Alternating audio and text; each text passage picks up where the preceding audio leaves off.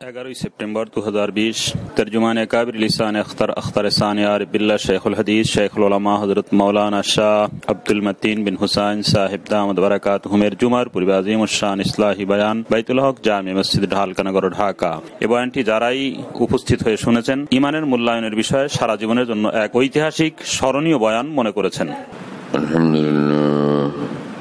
الحمد لله وكفى وسلام على عباده الذين اصطفى أما بعد فأعوذ بالله من الشيطان الرجيم بسم الله الرحمن الرحيم ملة أبيكم إبراهيم هو سماكم المسلمين صدق الله مولانا العظيم. وقال رسول الله صلى الله تعالى عليه وسلم من قال لا إله إلا الله دخل الجنة أو كما قال رسول الله صلى الله تعالى عليه وسلم. আল্লাহ পাক জাল্লা জালালুহু ওয়া মানাওয়ালুহু আমাদের সকলকে মাফ করেন, জান্নাতুল ফিরদাউস আমাদের জন্য মঞ্জুর করেন, জাহান্নাম থেকে আল্লাহ আমাদেরকে হেফাজত করেন এবং ঈমানের উপর ইসলামের উপর অটল অবিচল জীবন আল্লাহ আমাদেরকে, আমাদের সকল আপনজন প্রিয়জনদেরকে এবং সমস্ত মুসলমানকে নসিব করেন। আমার ভাইরা, ইসলাম যে কত বড় দৌলত, কত বড় সম্পদ, সেটা আমরা চিন্তা কল্পনা করতে পারি না। একটা লোকের সারা দুনিয়ার সব আছে, ধন আছে, অর্থ সম্পদ আছে, দাপট আছে, সব রকমের পাওয়ার আছে, ক্ষমতা আছে, বিশাল বড় বাদশাহী আছে, অত্যন্ত প্রতাপশালী সিংহাসন আছে, কিন্তু নাই তার ঈমান, নাই তার মধ্যে ইসলাম। যতই তার দুনিয়াতে নমরুদ ফেরাউদের মতো দাপন হোক না কেন, যখন দুনিয়ার থেকে যাবে অনন্তকালের জাহান্নাম ছাড়া কোনো গতি নেই। আর একজন মুসলমান যার ভিতরে ঈমান, যার ভিতরে লা ইলাহা ইল্লাল্লাহ, তো এই ঈমান ওয়ালা মুসলমান যত দুর্বল হোক, কমজোর হোক, যত না খায়া মরুক, যত কষ্টে থাকুক, যত অসুস্থ হোক, যতই মানুষের নজরে সে ধিক্কৃত হোক, ঘৃণিত হোক, যত বেশি মানুষ তাকে তুচ্ছ তাচ্ছিল্য করুক, কিন্তু ঈমানটুকু সিনাতে নিয়ে এই মানুষটা, যেই মানুষটা সারা দুনিয়ার নজরে ঘৃণিত, ধিক্কৃত, তিরস্কৃত, ঈমানটুকু নিয়ে সে যখন দুনিয়ার থেকে যাবে, আল্লাহর কসম অন্তত পক্ষে এই দুনিয়ার 10 দুনিয়ার সমান জান্নাত আল্লাহ তাকে দান করবেন। আমার ভাইয়েরা, এই জন্য কোন ঈমানওয়ালাকে দেখলে, কোন ইসলামওয়ালাকে দেখলে তার মধ্যে হাজার ত্রুটি থাকা সত্ত্বেও তাকে সম্মান করা উচিত, তাকে মহব্বত করা উচিত। সে আর কেউ না হোক, আমি তাকে না চিনি, তার দেশ না চিনি, তার ভাষা না বুঝি, কিন্তু বুকে যার ঈমান সে আমার ভাই, বুকে যার ঈমান সে আমার আপনজন, সে আমার প্রিয়জন, সে আমার ঘনিষ্ঠজন, সে আমার একান্তজন। কি আফসোসের কথা, আজকে দুনিয়াতে মুসলমানরা ঈমান এবং ইসলামের, নিজের ঈমান এবং ইসলামেরও কদর অনেকেই বুঝে না, আরেক ঈমানওয়ালা ইসলামওয়ালাকে সম্মান করতেও জানে না। এই মানুষগুলো আরব দুনিয়াতে যারা রাসূলুল্লাহ সাল্লাল্লাহু আলাইহি ওয়াসাল্লামের পাশে গিয়ে একত্রিত হয়েছিলেন, একজন রোম থেকে আসছেন, তাই না? কিন্তু তিনি পড়ছেন আশহাদু আল্লা ইলাহা ইল্লাল্লাহ ওয়া আশহাদু আন্না মুহাম্মাদান আবদুহু ওয়া রাসূলুহু। আমি বিশ্বাস করি আল্লাহ এক মাবুদ, আমি বিশ্বাস করি মুহাম্মদ সাল্লাল্লাহু আলাইহি ওয়াসাল্লাম আল্লাহ পাকের রাসূল। রোমের মানুষটা মদিনাওয়ালাদের ঘনিষ্ঠ থেকে ঘনিষ্ঠ প্রিয়জন হয়ে গেছে। এই কালো রঙের মানুষটা সুদূর হাবশা থেকে, তখনকার হাবশা এখন এটা কোন এরিয়াতে পড়ছে, আবিসিনিয়া কি ইথিওপিয়া, ইরিত্রিয়া, তো ইথিওপিয়ার মধ্যে পড়ছে হয়তো। এখন তো নামগুলো পরিবর্তন হয়ে গেছে। সে তখনকার হাবাসা থেকে আগত কালো রঙের মানুষটা আইসে রাসূল সাল্লাল্লাহু আলাইহি ওয়াসাল্লামের কাছে পড়লেন, আশহাদু আল্লা ইলাহা ইল্লাল্লাহ ওয়া আশহাদু আন্না মুহাম্মাদান আবদুহু ওয়া রাসূলুহু। কালেমা পড়তেই এই মানুষটা পৃথিবীর সব সুন্দর চেহারার মানুষদের থেকে শ্রেষ্ঠ সুন্দর হয়ে গেলেন। ঈমান তাকে এত সুন্দর বানায়া দিছে, ইসলাম তাকে এত সুন্দর বানায়া দিছে, এবং সব রাজা বাদশাহ আর সিংহাসনের অধিপতির চেয়ে তার মর্যাদার শীর্ষে, এই কারণে যে তার বুকে ঈমান, তার বুকে বিশ্বাস, তার ভিতরে ইসলাম।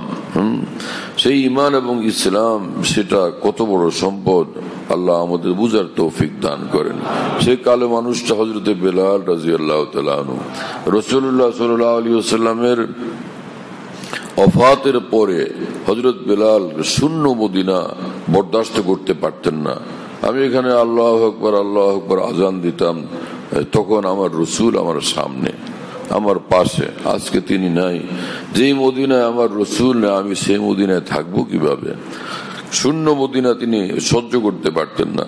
এজন্য সুদূর সিরিয়াতে তিনি চলে গেছিলেন, দীর্ঘদিন পর্যন্ত সেখানে ছিলেন।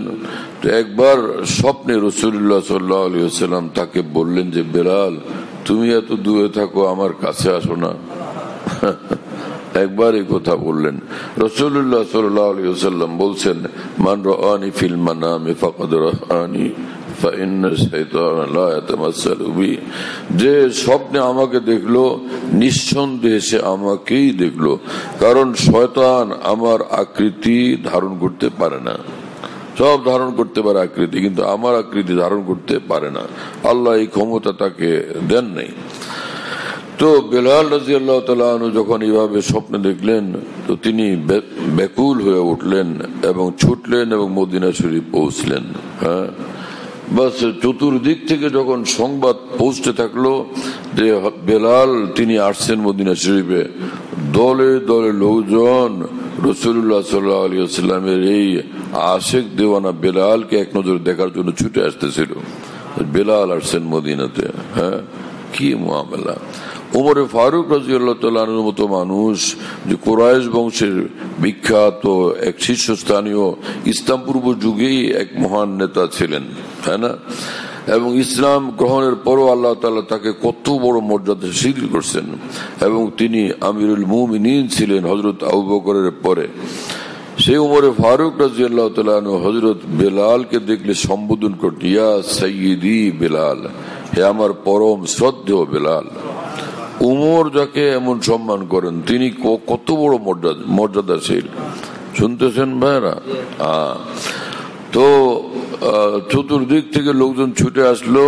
তো হাসান হুসাইন রাদিয়াল্লাহু আনহুমা, রাসূল সাল্লাল্লাহু আলাইহি ওয়াসাল্লামের দুই নাতি, তারাও ছুটে আসছেন হযরত বেলালকে দেখার জন্য, যে আমার নানা মুহাম্মদুর রাসূলুল্লাহ সাল্লাল্লাহু আলাইহি ওয়াসাল্লামের এক দেওয়ানা আসছে। বাস তো আসলে পরে তো এখন তাকে দরখাস্ত করছেন যে আপনি একটু আজান দেন। হযরত বেলাল রাদিয়াল্লাহু তাআলা আনহু রাসূল সাল্লাল্লাহু আলাইহি ওয়াসাল্লামের ওফাতের পরে আজান দিতে পারতেন না, এই কারণে যে আশহাদু আন্না মুহাম্মাদার রাসূলুল্লাহ ওই আজানের মধ্যে বলবেন, এটা বলতে গিয়ে তিনি নিজেকে সামলাতে পারতেন না।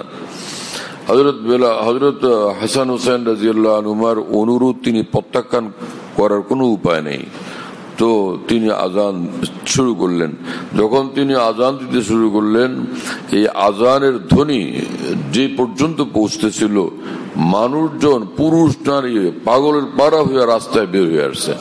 আরে বেলালের আজান শোনা যাইতেছে, বেলালের কণ্ঠ শোনা যাইতেছে। এই মানুষ আসলো কোত্থেকে? আমার ভাইয়েরা, ঈমান মানুষকে এরকম বড় বানায়, এত প্রিয় বানায়, এত সমাদৃত বানায়। মুসলমানরা দুনিয়াতে দ্বিধা বিভক্ত না, শতধা বিভক্ত। একজন একরকম, তো একজন একরকম, তো আরেকজন আরেক রকম। কিন্তু আমার ভাই, এই কিয়ামতের নিকটবর্তী এই সময় আমরা এতটুকু শুধু দেখি যে লোকটা মুসলমান কিনা, নিজেকে মুসলিম বলে কিনা, ইমানওয়ালা কিনা, ইসলামওয়ালা কিনা, এবং আলেম ওলামাদের দৃষ্টিতে কোরআন সুন্নাহর আলোকে আলেম ওলামারা তাকে মুসলমান হিসাবে স্বীকৃতি দেন কিনা। ওলামায়ে দ্বীন যার সম্পর্কে বলেন হ্যাঁ ইনি মুসলমান, তিনি মুসলমান, বাস তিনি মুসলমান, কালেমাওয়ালা, ইমানওয়ালা, ইসলামওয়ালা, সে আমার ভাই, সে আমার আপনজন, সে আমার প্রিয়জন, সে আমার শ্রেষ্ঠ সাথী, সে আমার শ্রেষ্ঠ সঙ্গী, সে আমার শ্রেষ্ঠ আত্মীয়।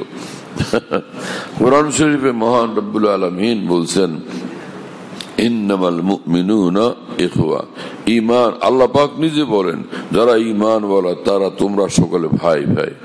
আল্লাহ তাআলা সেই কথা ইয়াদ রাখার তৌফিক আমাদের সকলকে নসিব করেন। হ্যাঁ, তো ঈমান মানুষকে বড় করে, ইসলাম মানুষকে বড় করে, চাই তার রং যাই হোক না কেন, চাই তার ভাষা যাই হোক না কেন। সেই সুদূর আফ্রিকা থেকে একটা লোক আসলো, সেই সুদূর ইউরোপ থেকে একটা লোক আসলো, তো তার ভাষা তো চীন থেকে একটা লোক আসলো, হয়তো আমরা তার ভাষা বুঝি না, কিন্তু দেখলে এবং তার মুখে কালেমা শুনলে বুঝতে পারি ইনি তো মুসলমান। মজা হয় মক্কা শরীফ গেলে, মদিনা শরীফ গেলে, হজ উমরার সময় ওখানে গিয়ে যখন মানুষ একত্রিত হয়, তো কত রঙের কত রূপের মানুষ যে ওখানে একত্রিত হয়, দেখলে কারোর সঙ্গে কথা বলা যায় না, শুধু ছায়া থাকতে হয়েছে ভাই কি। সে তাকে দেখলে হাসে আর উনি একে দেখলে হাসে, খালি চোখে চোখাচোখি আর মুখে হাসি, কিন্তু বলতে পারে না যে ভাই কি বলবে, এমনি খালি আসসালামু আলাইকুম এতটুকু বলে, আর ওই মানুষ বলে যে ওয়ালাইকুম আসসালাম, এতটুকুই বলে, কিন্তু সে আর কিছু বলতে পারে না। দেখলাম যে এক গ্রুপ বসে আছে হারাম শরীফের মধ্যে এক জায়গায়, তো আমি কি বলবো, কোনো কিছুই বলতে পারি না, তো একটু আগে গেলাম, তো আমি বললাম যে তুর্কি, আমি হাত দিয়ে ইশারা করলাম আর বললাম তুর্কি তুর্কি। এরা দলবদ্ধ হয়ে সবাই হাসলো আর আমাকে আমার দিকে হাত দিয়ে দেখলো আর হাসতে হাসতে সবাই বলতেছিল তুর্কি তুর্কি। আর তো কিছুই বলতে পারি না, তুর্কি তুর্কি। আল্লাহু আকবার, সুবহানাল্লাহ তাআলা বিহামদি। একটা মানুষ দুনিয়াতে কোনো আমল করতে পারে নাই, এই মাত্র সে যে 90 বছরের কাফের ছিল, এই মাত্র সে পড়লো লা ইলাহা ইল্লাল্লাহ মুহাম্মাদুর রাসূলুল্লাহ, এই মাত্র সে পড়লো আশহাদু আল্লা ইলাহা ইল্লাল্লাহ ওয়া আশহাদু আন্না মুহাম্মাদান আবদুহু ওয়া রাসূলুহু, বলা শেষ তার মৃত্যু হয়ে গেল। ছিল 90 বছরের কাফের, কালেমা পড়লো, মৃত্যু হয়ে গেল, নিঃসন্দেহে তার জন্য জান্নাত ওয়াজিব হয়ে গেছে। রাসূলুল্লাহ সাল্লাল্লাহু আলাইহি ওয়াসাল্লাম বলেন মান ক্বালা লা ইলাহা ইল্লাল্লাহ দাখালাল জান্নাহ, যে লা ইলাহা ইল্লাল্লাহ অন্তঃস্থল থেকে বললো নিঃসন্দেহে সে জান্নাতে প্রবেশ করবে। হযরত হাকিমুল উম্মত মুজাদ্দিদুল মিল্লাত মাওলানা আশরাফ আলী থানভী রাহমাতুল্লাহি আলাইহি বলেন যে মুসলমান ভাই বোনেরা, তোমরা আজকে মুসলমানদেরকে দেখলে অনেক মুসলমানকে সম্মানের নজরে দেখতে পারো না, তাদের ভিতর থেকে নানান খুঁত তালাশ করতে থাকো, দোষ তালাশ করতে থাকো, আরে এটা এইরকম, এটা সেরকম, তাই না? ভুল ভুল, অন্যায় অন্যায়, গুনাহ গুনাহ।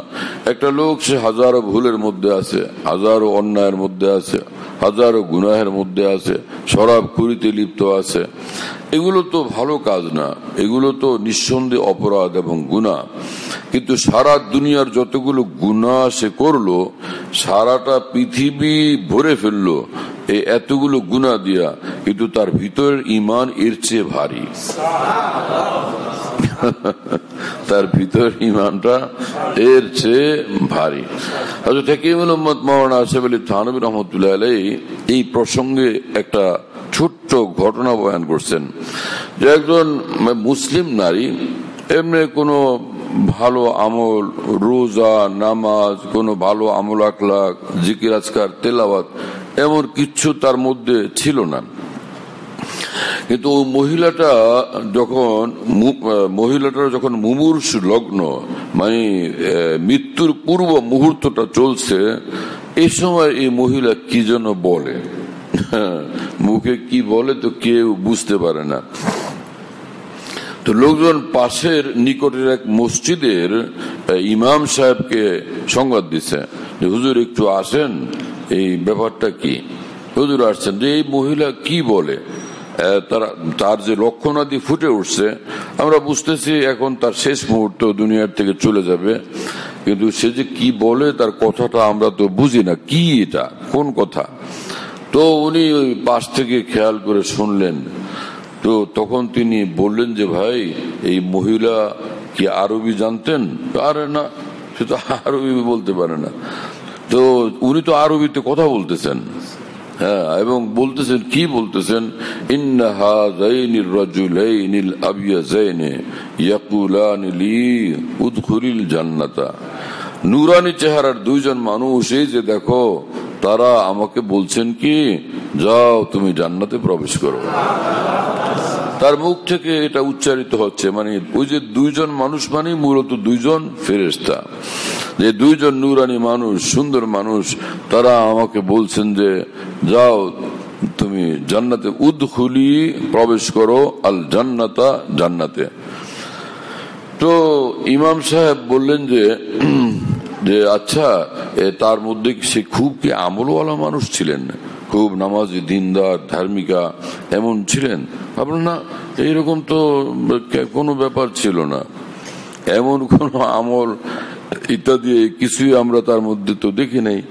আমাদের বাড়ির মানুষ বলছেন যে ভাই, এইরকম মৃত্যু কোরআন শরীফে আছে, আল্লাহ পাক জাল্লা জালালুহু ওয়া মানওয়ালু বলেন, ঈমানওয়ালাদের মৃত্যুর পূর্ব মুহূর্তে আসমান থেকে আল্লাহ পাকের অসংখ্য ফেরেশতারা আসে।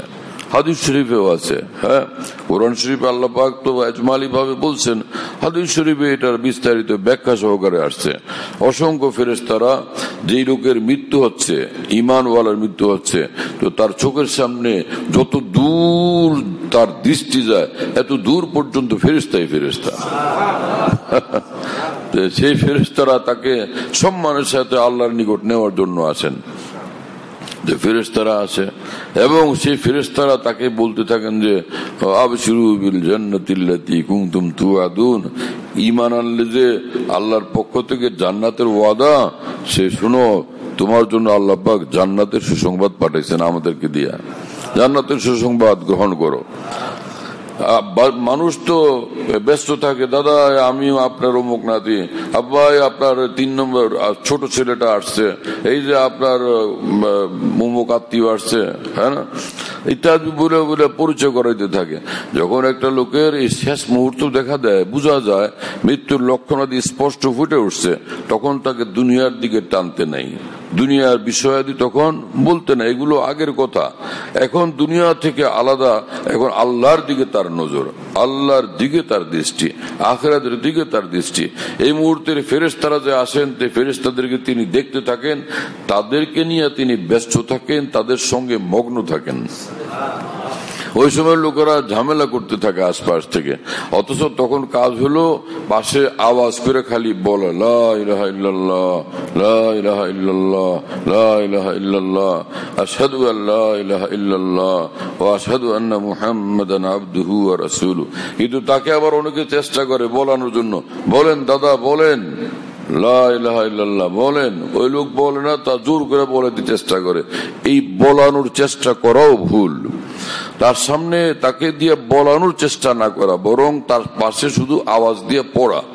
এই যে এটা শুনে যদি তিনি নিজে মুখে পড়লেন তাও ঠিক আছে, আর যদি না পড়লেন মুখে, অন্তরে যে ভাবতেছেন সেটাই যথেষ্ট। এখন তাকে কালেমাটা খালি স্মরণ করাইয়া দেওয়া এতটুকু, কিন্তু তার মুখ দিয়ে পড়ানো এটার জন্য চেষ্টা করা ঠিক না। কথা বুঝতেছেন ভাই?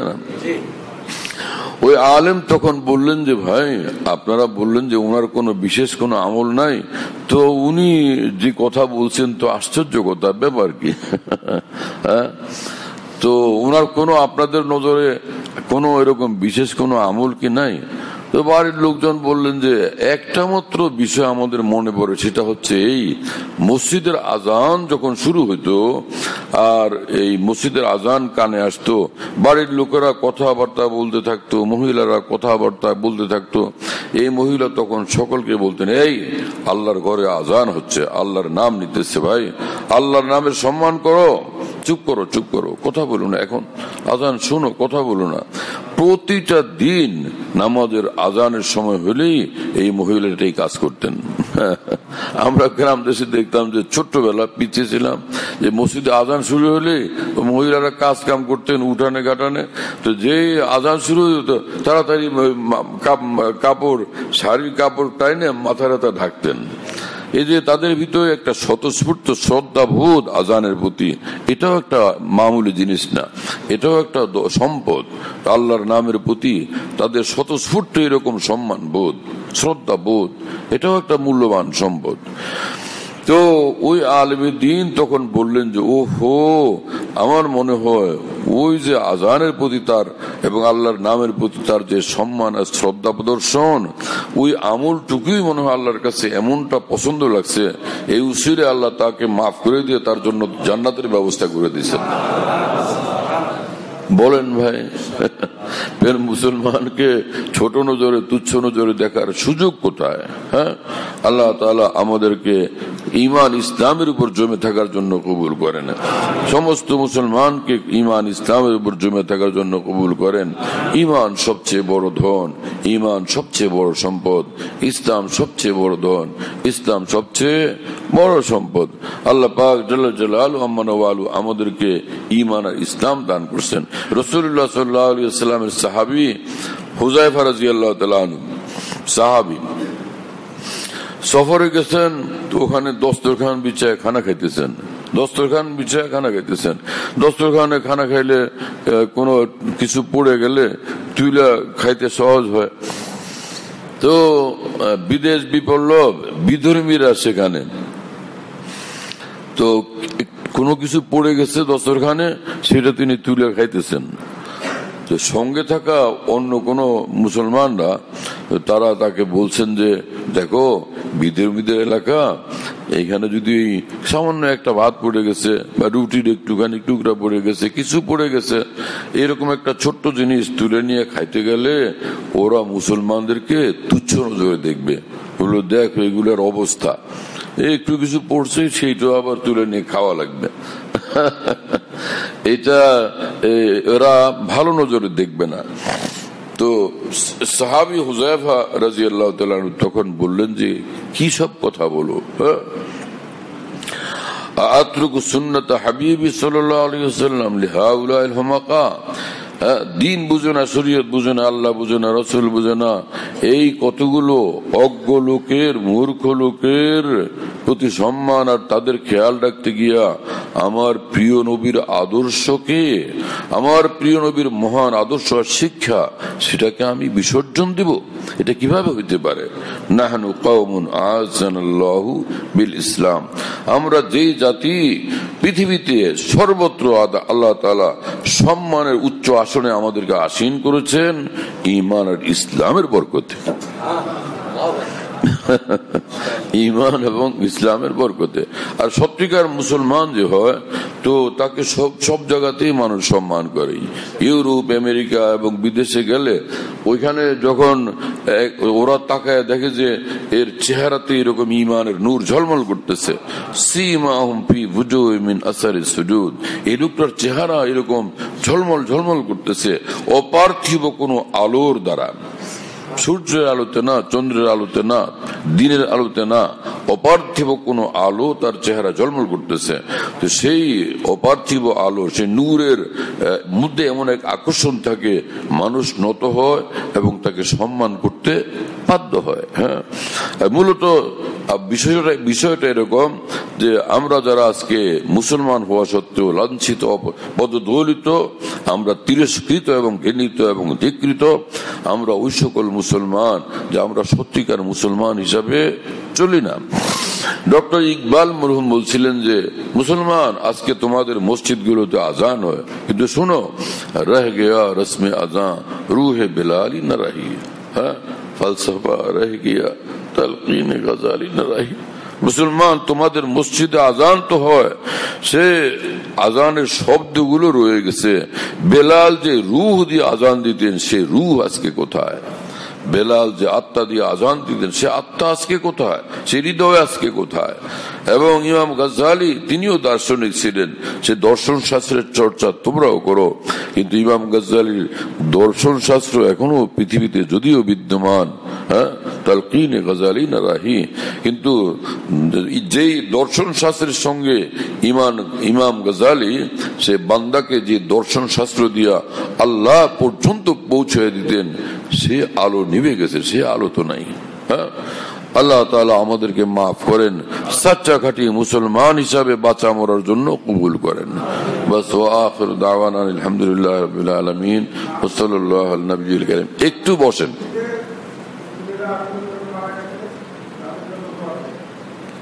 কি বলছেন? বুঝতে পারি না, একটু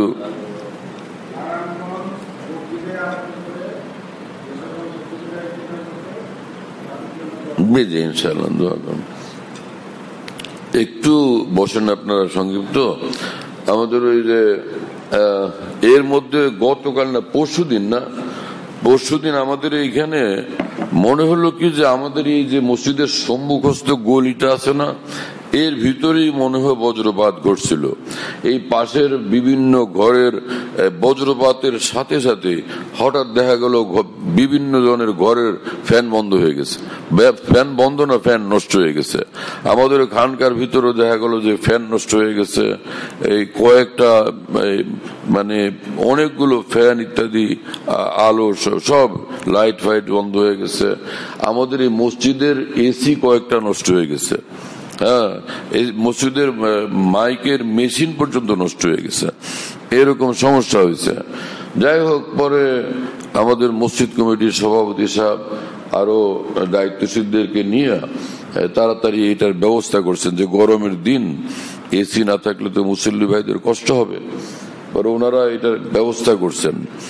আল্লাহ তাৎক্ষণিক ভাবে এটার জন্য উদ্যোগ নিছেন এবং আলহামদুলিল্লাহ যতটুকু ওনাদের কাছে ফান্ড ছিল সেটা দিয়ে ব্যবস্থা করছেন। কিন্তু এখানে কত লক্ষ টাকা খরচ হয়েছে? 3 লাখ টাকা। 3 লাখ টাকা মাশাআল্লাহ খরচ করে ওনারা যখন তখন বিকল্প ব্যবস্থা গ্রহণ করছেন। কিন্তু ওর মধ্যে শুধু 1 লাখ টাকা ওনাদের ঋণ নিতে হয়েছে। তো যে সকল মুসল্লি ভাইয়েরা এই মুহূর্তে উপস্থিত আছেন, এই 1 লাখ টাকা এটা পুরো করে দেওয়া কোনো কঠিন ব্যাপার। আমরা সকলে খুব সহযোগিতা করি যাতে 1 লাখ টাকা, কমপক্ষে 1 লাখ টাকা এখনই যাতে ব্যবস্থা হয়ে যায়। হ্যাঁ, কি করবে? রুমাল দিয়ে দিবে? আজকের রুমালের প্রতি একটু মাল সহকারে খেয়াল রাখতে হবে।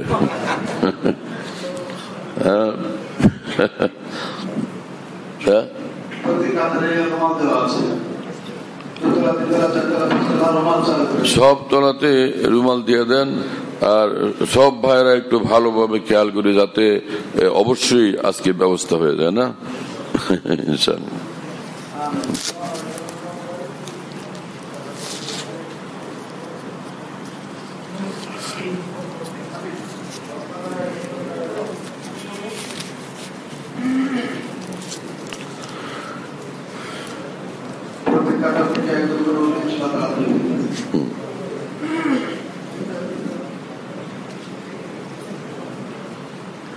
আজকে পুরো করে দেন তো কোনো আর ঝামেলা নেই, ইতমিনান। যদি পুরা না হলো কিন্তু আবারও দ্বিতীয়বার আপনারাই দিবেন শেষে, মুশকিল কি? একবার দিয়ে দিলে বাস সহজ হয়ে যাবে।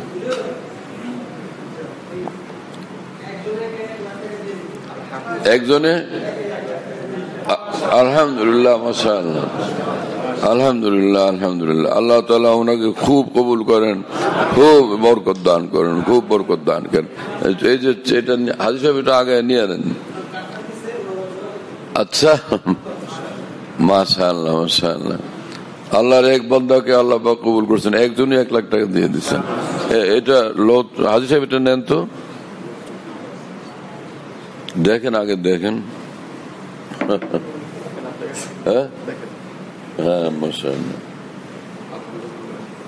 কি নাম এটা? আলতাফ হোসেন মনে হয় না? আলতাফ হোসেন তালুকদার। হ্যাঁ, আল্লাহ তাআলা কবুল করেন এবং খুব দুনিয়া আখিরাতে আল্লাহ পাক বেশুমার বরকত এবং কামিয়াবি দান করেন। এটা রাখো তো হেফাজত করে, হাজী সাহেবের কাছে দাও, হেফাজতে রাখেন। এইটাও জমা রাখো, কি করবো এখন, আমরা শরীর থাকি একটু একটু।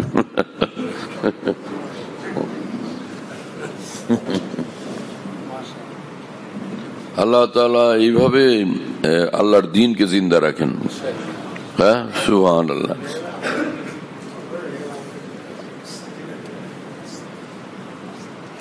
ভাই সংক্ষিপ্ত দোয়া করে দিই। আলহামদুলিল্লাহ রাব্বিল আলামিন, والصلاة والسلام على سيد المرسلين وعلى آله وصحبه أجمعين. اللهم صل على سيدنا مولانا محمد وعلى آل سيدنا ومولانا محمد وبارك وسلم. اللهم اغفر لنا وارحمنا، اللهم عافنا واعف عنا، اللهم كن لنا واجعلنا لك، اللهم كن خير لكل مسلم ومسلمة. اللهم إنا نسألك رضاك وجنتك ونعوذ بك من غضبك ومن النار. رب اغفر وارحم أنت خير الراحمين. আল্লাহ আমাদের সকলকে মাফ করে দেন।